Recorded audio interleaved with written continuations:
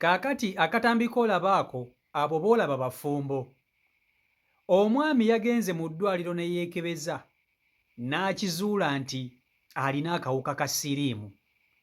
Era abasawo bamaze okumutegeeza nti mulwadde, yazze bulambalamba n'ebipapula by'eddwaliro ewoono mukyala we. N'amugamba, mukyala, ngenze mu ddwaliro ne neekebeza nga nina akawuka ka siriimu. Wano mu makaago wampasa ndi mulamu, siriimu namuggya wa? Omwami abuuza omukyala, siriimu namuggya wa nze bbaawo nga wagenda okumpasa nga ndi mulamu, mukazi gwe wansiiza obulwadde. Jjukira omukyala ono ye nannyini nnyumba eno. Omusajja engeri gy'atalina ssente baawasa muwase. Kati omusajja baagenda okumuwasa nga mulamu nga talina siriimu ate nga ye omukyala mulwadde.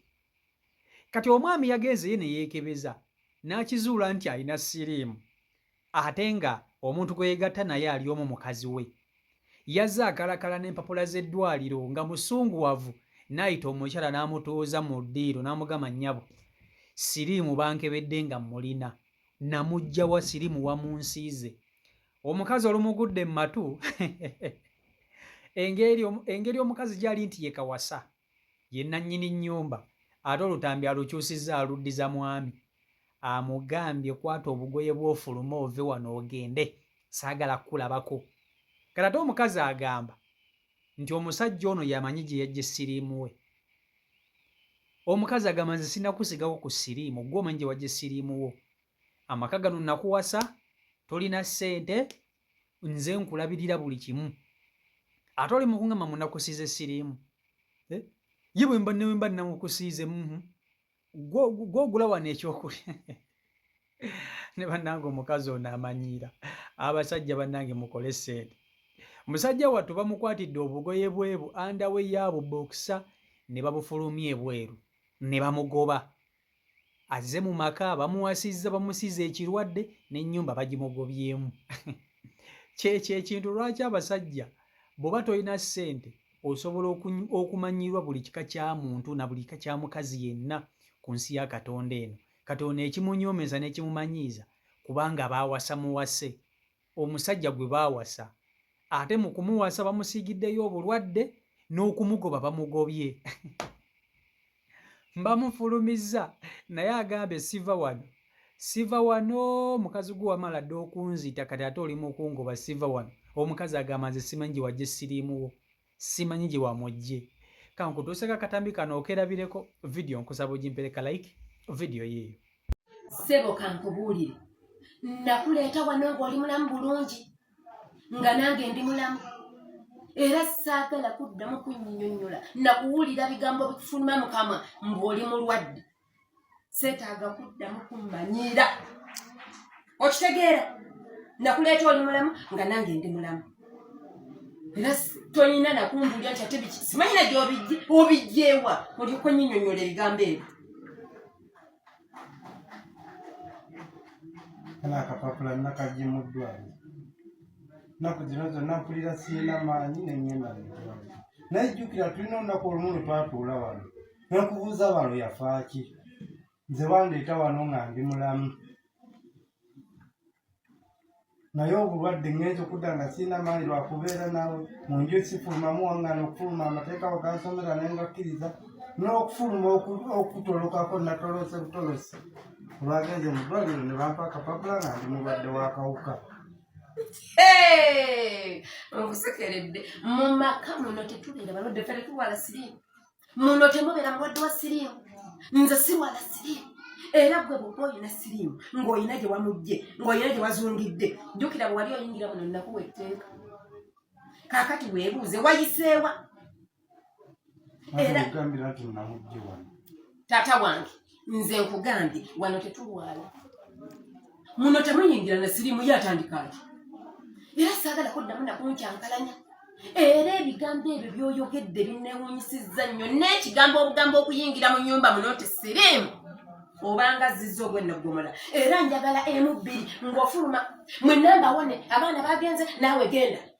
nyinza okuba Katonda wange omanyi namyalo ntegerera kubikukujju oba ontegera bulungi bwe nali kuleeta ebigabo bye nakunnyonnyola wabiwula bulungi okkiriza kati essaawa etuuse wane wange tebalwalirawo era muno mu nyumba tebogereramu siriimu wabula kwate kuba ofulume onaafuluma tofulume sina gyendaga nga najja ndi mulamu yadde amateeka gakolebwa obwantu naye nze eryo ndimenye laba fulumya obulwadde bwo Mukama Katonda fulumya obulwadde bwo ompozi oyagala nkukube fuuti eddamu etwoleke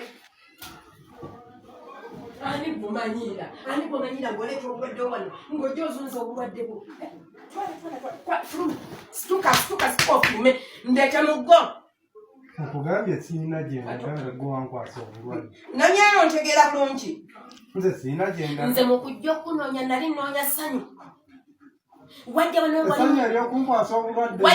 ng'oli mulamu bulungi naye nga embeera gye walimu yonna nenkugogola gwe nawe nenfunza wali walwala enfunza nenkutereeza ng'olina ensekere nenkutereeza bulungi nnyo ngakwagala naye koleesa obulwadde bwo mu maka gange muno mwane wano tebogererawo sirimu wano tewayengera sirimu wano wati Katonda wamukandika tambula ogende Katonda wange ojja kufuluma muno mwange tebogererawo sirimu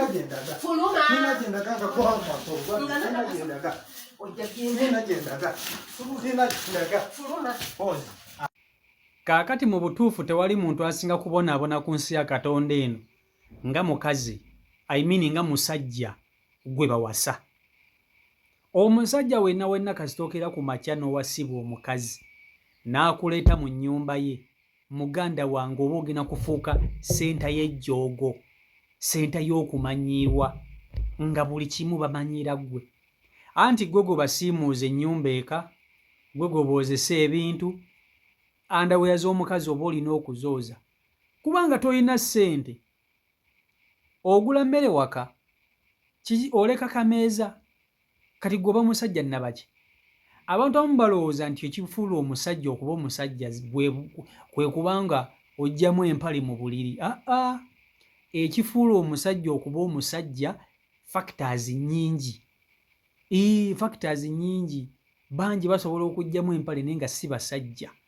Era tolowooza nti buli ayambala empale empanvu ye musajja. Abamu bakyali baana buvubuka. Bingi ebifuula omusajja okubeera omusajja biyitirivu nze nkubuulira. Kati abasajja basinga obungi tewali kintu kisinze kubabonyaabonya nga kukeera ku makya kuwasibwa. Omusajja talina kuwasibwa. Owasibwa otya? Ne bw'oba tolina ssente ng'omukazi akusinga ssente, muleete mu nnyumba yo gwe gy'osobola. Bw'aba asobola ng'akwagala, asobola okubaako n'engeri gy'akwembako ne mufuna ennyumba endala, naye nga buli kimu ggwe mutwe.